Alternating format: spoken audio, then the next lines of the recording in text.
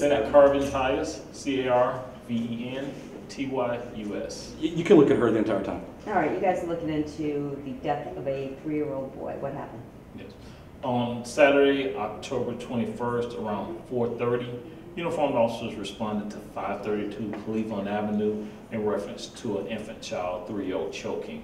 Upon their arrival, they noticed a child in distress.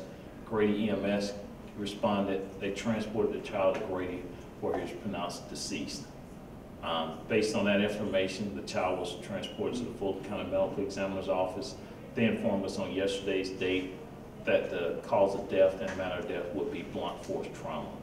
Based on that, we are conducting a criminal investigation, and we've involved our Special Victims Unit and the Department of Family and Children's Services into this investigation.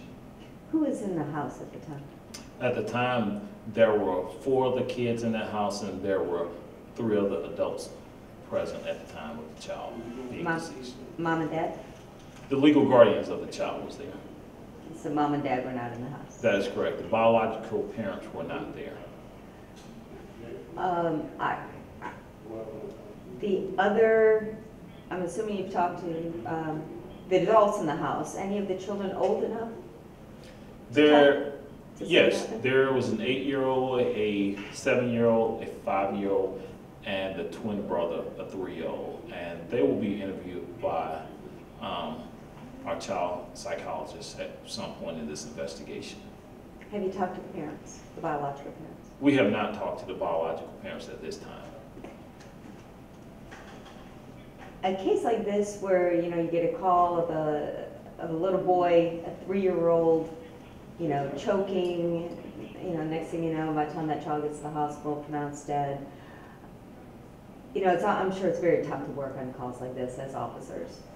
It is, and our uniformed officers did a great job of preserving the scene. Although they were told the child was choking, they went ahead and held the scene, notified the appropriate investigative units to respond out to that scene, recognizing that anytime you have a child death, it's going to be a special investigation.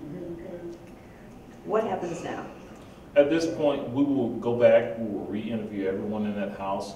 We'll go back and talk to the neighbors again and just try and ascertain what exactly happened to the 3-year-old inside that house. Yeah, I'm sure the questions will be a bit different from, you got a child choking versus results from the ME.